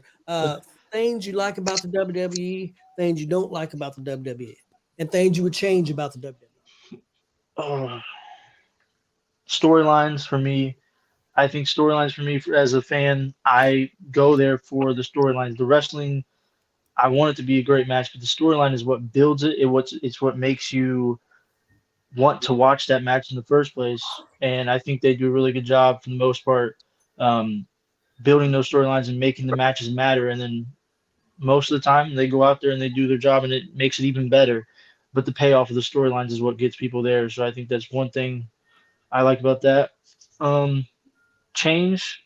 I personally think, for me personally, I would love to see an all-women's just show. They have so much women's talent. I would love to see if they could just maybe do another SmackDown like Raw brand, like just for women. Give them more time for storylines to develop instead of just having the same 3 or 4 people get the big storylines and the other ones kind of just get thrown in there. Even if they put it on Peacock. Something like that. I think they don't. Why not have another all women's pay per view? They have so much talent. I think they need to use it more as well. And I would love to see that as a change. Things I like about the WWE is Triple H being in charge. 100%, I think, has made a big difference. Love that. Storylines and stuff. I think they're doing even more and more with that. I think they're getting more wrestlers involved now. Chris, I'm gonna take that. Well, who you want to go to now, Chris? Yeah, he was in the middle of an explanation and took off. You got something, Marcus? I mean, we sort of Yeah, dominated. we'll go to Marcus. All right. Well, what I don't like is this pay-per-view crap. You have a pay-per-view, it's just continuations of SmackDown, Raw, and whatever else is out there. I wish they would go back to quarterly pay-per-views and make them that's a pay-per-view, or whatever they call it now. Royal Rumbles, WrestleMania, Survivor Series, and SummerSlam, and just leave it at that. Make it a pay-per-view. And I agreed with what Skip said earlier. They need to go back to this jobber stuff. Give these local independent guys chances to wrestle these big names. Don't put your champion on TV. Well, he's not on TV anyway. But maybe do your occasional Saturday night. I mean, I'd like to see a lot of that stuff come back. You could tell I'm an 80s guy, but Saturday Night Main Event. Oh, yeah. But what I do like, the fact, like Tony said, that I don't need to know anything about the pay-per-view. I could turn it on, watch the pre-show, and I know where everybody's at. What I don't like is they need to have Roman Reigns at least wrestle one match by himself with absolutely nobody else out there. I knew that was coming. And to become and show that you are the champion. You have never defended your title without help. Never. Yeah. Do a barred from ringside match. Yeah. I really think it'd be funny that the day Roman Reigns lost his title would be the day that they said nobody else is allowed out there, and then they show that he can't wrestle worth a damn. So I can go on and on, but Yeah. This pay-per-view stuff, I mean, it's ridiculous to have them monthly because it's just continuations of all. They're not really. They're just continuations of what you've been watching all month. Break them up. Yeah, I think every 6 weeks, 7 weeks, but it's hard because they're getting offered so much money to now to go out of the country and do them. It's money, I think. Yeah. If I can just add one more thing, with you were saying that, I do agree. There's a lot of too many pay-per-views. I brought this up with my fiance once because we both, like I said, with the women's division, I would like to have their own show. Maybe if they could do the 6 main pay-per-views, like that you said, and then instead of having the same people every month, those in between months, we can have all women pay-per-views. They get more storylines. It's different. It's fresh, and it's not the same stuff over and over. It's like I've said with it too, because I mean I feel the same way with Marcus. That you can take those months in between, and you can still technically have the WWE Raw payback, the WWE SmackDown payback. Make those on Monday nights and Fridays with SmackDown. Call them that. Have some more special events on regular television. They're doing that, by the way. Fresh eyeballs on it, not people that have Peacock. So you can have those in those gaps and still have high quality matches. But I've also said I hate how the fact that there is no suspense anymore. There's nothing to Raw and SmackDown that makes me want to watch it because I know that Roman Reigns isn't going to lose the title. Damian Priest isn't going to cash in on Roman Reigns. He's not going to cash in on Seth Rollins during Raw. You're not going to see Seth Rollins lose the title on Raw or Gunther lose the title or so there's like, why should I really that was what's so awesome was back in that Attitude Era there was such that what's going to happen? I have to watch. What's going to they're going to come out. The first 20 minutes is going to be talking. No. Oh, they're going to get a match, and then we're going to see the commentators, and there's going to be something in the back, and there's going to be it's really formulatic in that way, and that's what bothers me about it. What I do like about it is sort of like Tony and a lot of you guys have said is Triple H is taking a fresh look to it. There is highlighting more of the female now. You are seeing a little bit more with like Damage Control and bringing those ladies in.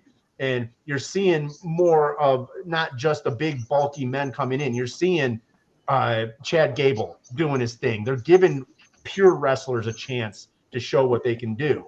And I mean, that's what would draw me back in is knowing that there's those chances for those kind of things to happen. But like I said, they literally watered down the Money in the Bank title, like because it's not going to be on Roman, so because he doesn't show up on SmackDown every now and then and tease it.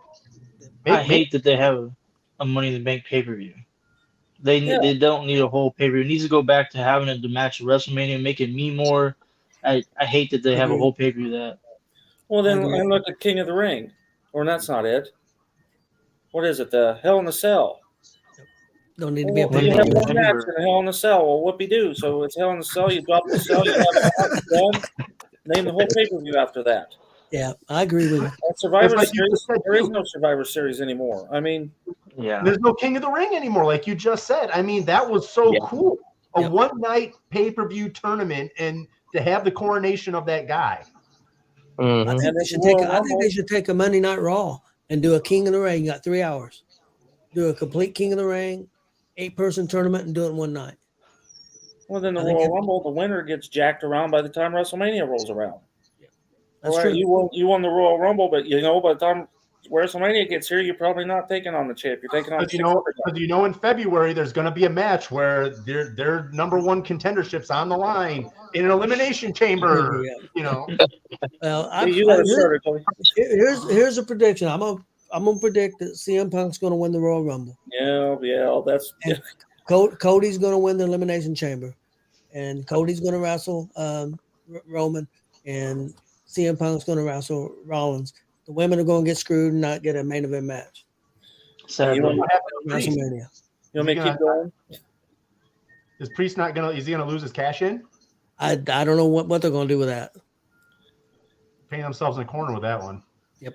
And see, another thing with the Royal Rumble is having all these guys working their asses off for 12 months to bring in a star at the last minute to win the Royal Rumble to go in the main event at WrestleMania. They always seem to do that. They did it That's with years Batista ago. back in Batista, 14. They did that. That's the exact one I was thinking. And Hey, you know what's Marcus? funny? CM Punk was the most over other than Daniel Bryan at that time, and now CM Punk's about to do the same thing that he didn't like at that time. Yeah, Marcus, I'll quote a guy that we both, you know more than I do, but we know him as a wrestler, but you've actually met him. Rip Rogers, I seen the other day on a podcast, said pro wrestling is the greatest, shittiest business in the world. So that's your answer to that.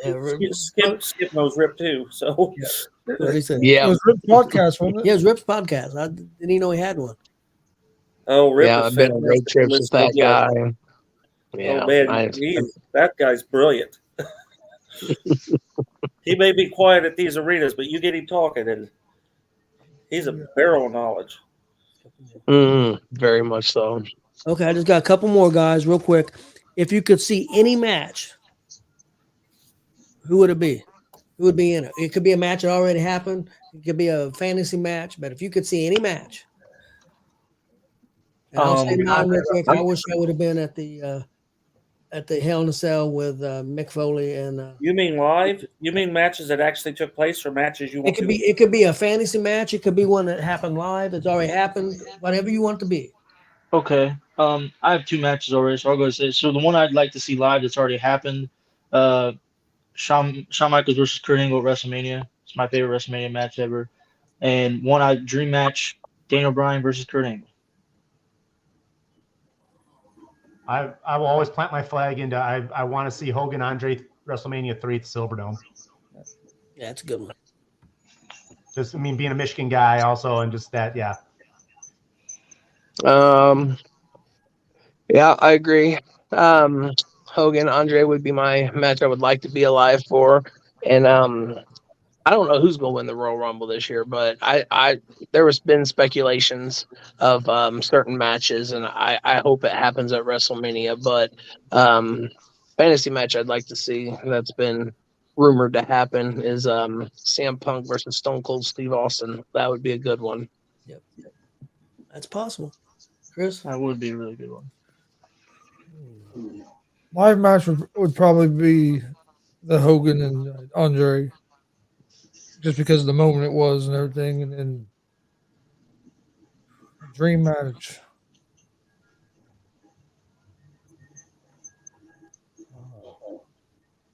I'm gonna say Stone Cold Steve Austin and MJF. Marcus? Well, I think everyone wants to see Hogan and Andre. Yeah, just for the nostalgia.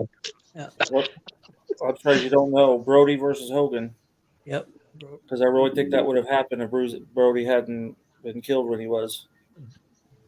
Yeah. I would like to see how Vince dealt with that. Okay, guys. Last question. Your favorite wrestling moment, match, moment, whatever, of all time. Well, you know mine. I've said it 100 times. What? Go ahead and say it again. Say it again. There's a riot in '85. Yep. So long ago that, yep, I was part of a Dick the Bruiser riot. I'm gonna say SummerSlam 2006. I think it was 7. 6 or 7 was in here in Indianapolis. The Hell in the Cell, Edge and Undertaker that you and Austin went to. I'd say that. That was so cool to see live. And the ring caught on fire. Yeah, after they got chokeslammed through it, that was pretty cool. I'm going to have 2 then. I'm going to say that. And then my other favorite moment is when Daniel Bryan won the belt. When he beat Triple H and then he beat Batista at WrestleMania. I think it was 30. That was my favorite moment. I don't know. I got a lot of favorite moments, but one that's always stuck out in my memory, just for the build and the nostalgia of it, was Mick Foley winning the WWE Championship on Monday Night Raw the corporation out there ringside, and you had DX out there, and then all hell breaks loose, and then you hear Stone Cold's music, and something bad about to go down. That one just really sticks out in my memory. I love an underdog story, and that to me that was the ultimate underdog story WWE's ever had, and it was just such a happy moment to see. And WCW said give away the ending and said that'll put butts in seats. And about 200,000 people switched over. Yeah, they screwed themselves by trying to give away the ending. Yeah. I had, two moments I was actually involved with would be being at the Raw after WrestleMania when Shawn Michaels retired, being there and seeing all that, and basically there's a lot of stuff that happened behind when the cameras weren't on, with people giving him all his kudos and whatnot. And then another one was I was at the very first TNA pay-per-view outside of Florida, was in Detroit, and at the time I had a sign that said 100% McMahon free. And I was on the floor seats, and somehow it got to Dixie. And so she came down with one of her friends, and she wanted to take a picture of the sign. So she has a picture of her holding my sign that said 100% McMahon free, which I thought was awesome. But the one that I wasn't at that will always stick into me was actually the pay-per-view before that one in TNA, when Cornette came out and said to Jarrett, "Here's my big announcement." And it was Kurt Angle jumping ship to TNA. Austin, did you say? I'll say I have two that came to mind. One of them is just a simple. It's just something that always gives me every time I see it on the pay-per-view. Just gives me goosebumps, gets me ready to watch the match. WrestleMania 17, the promo for Stone Cold and The Rock. Way. Yes, every time that comes on, that's just always been one of my favorite. And also Dolph Ziggler cashing in on Raw after WrestleMania. I remember being a little kid watching that live. I was going nuts. I've always been a big Dolph Ziggler fan, so that's always been one of my favorite moments. Yeah. Yep. Okay, guys. Real quick, just speaking of that, you guys mentioned that about Angle going to TNA. TNA's got a pay-per-view coming up January 13th, I think. They're saying that they've got another big announcement that's going to rival when Sting came to TNA or Kurt Angle coming to TNA. And nobody knows what it is. There are some rumors out there that TNA has worked out some deal to work with the WWE. I'm not saying that's true, but there's been rumors of that. I mean, it makes kind of sense because we've seen a little bits of that happening over. I mean, Mickie James at the Royal Rumble recently and stuff. If they're on good terms, I don't see why not. Wasn't there something with streaming or something that like TNA's? They signed a deal with Endeavor. Endeavor owns WWE, but TNA did sign a deal with Endeavor. They're going to be on their streaming app. Yep. Well, I think. Go ahead. I was just going to say, I think if any company that WWE would work with at this time would be TNA. I think that's the one. So that'd be really cool if they did. That's all I was going to say. Is there any big name out there that's available? The only one I could think of would be Sasha Banks. Yeah, I mean, I wouldn't put him on this as in terms of like Sting and stuff like that, but I mean, you could. I came to mind as Dolph Ziggler. Yeah, I was just talking about him. I was thinking Dolph Ziggler too. And I don't know if you could compare him to that. No, that's what I was saying. I don't know if most people would. With like current day free agents, I mean, I would say he's probably the biggest one out there. Yeah. Yeah, him or Sasha. And the rumor, I guess Sasha was supposed to go to AEW, but I heard that's not happening. So falling out, yeah. Well, guys, thanks a lot for coming on. I think it went well. I think I should have had 20 questions instead of 30, but a little longer than usual, but it'd be okay. It'll be okay. Yeah, we appreciate we entertain the masses. That's all that matters. No, we appreciate everybody watching. Please hit that subscribe button on YouTube at Gonzo'S Sports Room. Like and follow Facebook, Twitch, Twitter, Instagram, all at Gonzo'S Sports Room as well. Next week, we won't be on Monday because that's Christmas. We'll be on the next day, the 26th. Yeah. Merry Christmas to all of you. Hope you're safe and happy and have fun with your families. Yeah. You too. Merry Christmas. Yeah, Merry Christmas to everybody out there. But we appreciate everybody watching, and we'll see you guys next week, Tuesday at 6:30. Have a good night.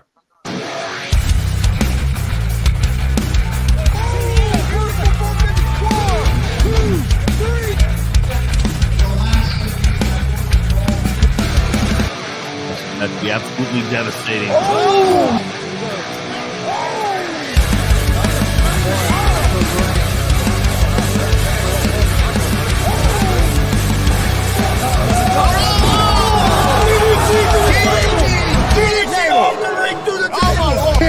This is Joey Owens' show. They've been trying to get me on this broadcast forever, and this is the worst damn podcast I've ever been on. So you all can kiss my ass while I win this match.